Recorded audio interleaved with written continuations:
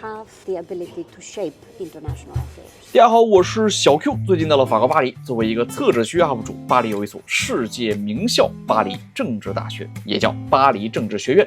边逛边聊，咱们来说道这一所学校是什么来头。巴政的教学理念啊，可谓是古典与现代并存，校园建筑风格呢也同样如此。1870年7月，普法战争爆发，法国打的呀，不能说节节败退吧，至少也是一败涂地。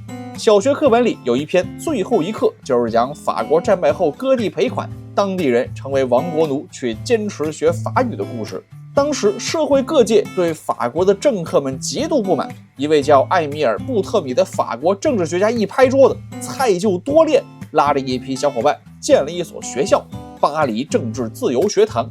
核心目的就是为法国的未来培养精英政治家，这就是巴黎政治大学的前身。时至今日，包括马克龙在内的绝大多数法国总统都毕业于巴政，在国际关系和政治学等领域可以说是欧洲最强。许多欧洲政要啊也喜欢来巴政教书，比如我们之前采访过的塞尔维亚前外长就是国际事务学院的兼职教授。而今天我们要采访的是西班牙前外长、国际贸易中心前一把手、现任巴政国际事务学院院长阿兰查·冈萨雷斯拉亚。Good to see you. Good to see you. Nice to meet you. You're Q. Yes, Q. I'm here. Okay, great. I'm Arancha. You have served as foreign minister, ASG, ED, spokesperson, and now become a dean. So how do you value that kind of experience? You know, let me tell you that I chose to come here after my career in politics in Spain, being the foreign minister of the country. I made a positive choice to come to this university. And I did that because I enormously value this possibility to transfer my knowledge, to transfer my experience to the next generation. What I can do with all this accumulated experience that I have, inspire them. Tell them that it's possible to do. Tell them the tricks, how to do it. Your research actually focuses on trade and your expertise. So we are facing many trade issues today. So how do you consider the role of China in current global trade? So let me tell you a secret. I worked a little bit in preparing the accession of China to the World Trade Organization. So when I was in the European Commission, I worked a lot with China at that time to help the Chinese government prepare for becoming a member in the World Trade Organization. At the end of the 90s, China was 2% of world trade. Today, China is 14% of world trade. China was a poor country. China today is a wealthier country. It represents 15% of global GDP, global wealth. At that time, it was a big agricultural country. Today, China is incredibly good in technology, in services, in manufacturing, in green technology, in artificial intelligence. This is what China has done in those almost 30 years of time.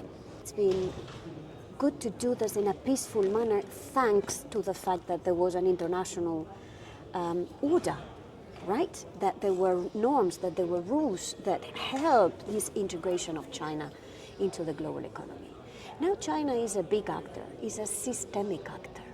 Whatever China does, whatever China does not do, matters to the world, which is why it's important to work with China, to be very frank with China, the things that work, the things that don't work. And it's very important for China to be also active in shaping this international order. It's difficult now because there is much more fragmentation today, because there is a rivalry between China and the US, because there are structural issues that China has to deal with. And this is a big challenge, but I remain convinced that it's better, because I've seen this in my lifetime, it's better to do this through international cooperation. It's better to do this within a framework of rules than just to do this as if we were living in a jungle. Do you have any interesting story that could be shared? Yeah, for me the most interesting thing I've seen many countries become members of the World Trade Organization. I saw Russia, I saw Vietnam, Saudi Arabia, Ukraine. I've seen many countries, but there are big differences. And the most interesting difference concerning China is that in reality, becoming a member of the WTO for China was synergized with the desire to modernize the economy of China. When Deng Xiaoping started the reform and open process, because China wanted to become a modern economy, because they wanted to move out of a low-value agrarian country to high-value, better job quality services and industrial economy. So for them, they didn't see WTO as something external. They saw this as a tool to, in a way, advance reforms in China. And they wanted to do this because they thought it was in their interest.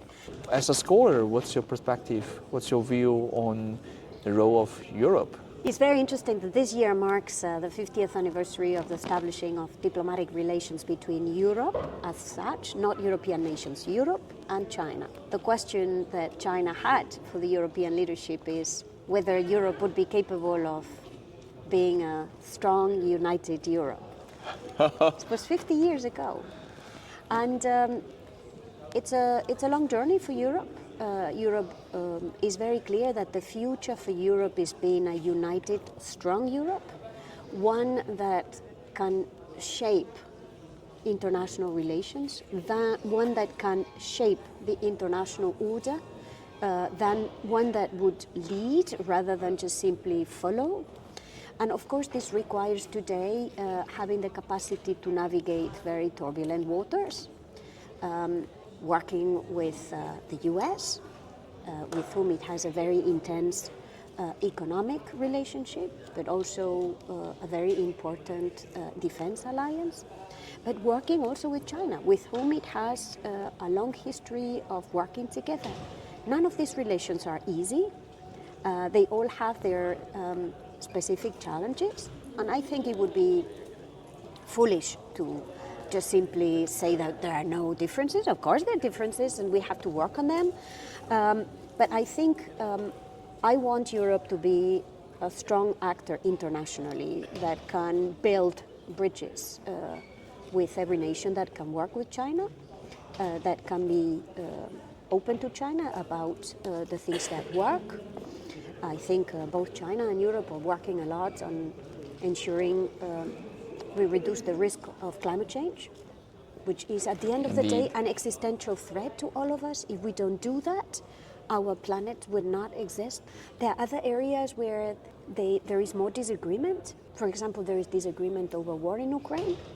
But I think the most important thing is not to describe the differences, but to work on them, to work on making them smaller. So there's three things that make the Paris School of International Affairs in Sciences Po unique.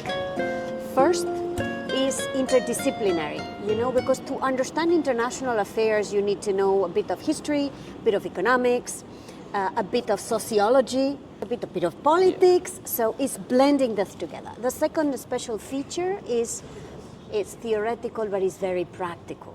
So we have a lot of former prime ministers, former ministers, former negotiators in the United Nations, former activists, former journalists, and a lot of current ministers that tell the students how to do it. The third is that it's very international.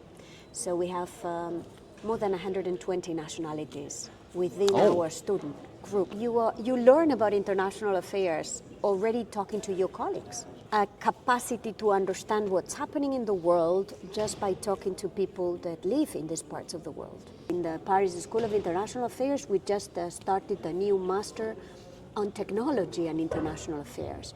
We want our students to understand how technology is shaping the art of war, how technology can influence development in the world, how it is changing the world, the way the economy works, how it is changing the labor market, how to govern technology. Students spend 4 semesters with us, 2 years, right?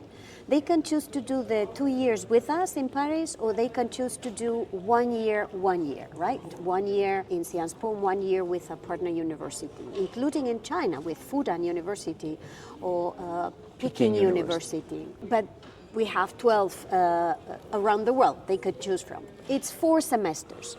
First 2 ones in class, third one in practice. This is why you so many of our students, correct, they practice what they've learned in the first 2 semesters, what you felt during your internship that maybe it was lacking. So it's very hands-on because in the end, it's the bridge to the world of work. And it's to prepare the students to get to this world of work. Yeah, my message to young Chinese interested in international affairs is first that it's in your hands. What you will do, your engagement will matter to the future. So do engage. Do study international affairs. It's a great field. And of course, if you decide that you want to study abroad, Sciences Po, the Paris School of International Affairs, is a great place. We welcome you with open arms if you're interested. 既有落地玻璃，又有古朴教室，像这大礼堂，每一个座位背后都刻着知名校友的名号，而这个电梯呀，一看也颇具古风。如果大家对巴政有什么问题，也欢迎评论区留言，我回头帮大家问问。我是小 Q，我们下期再见。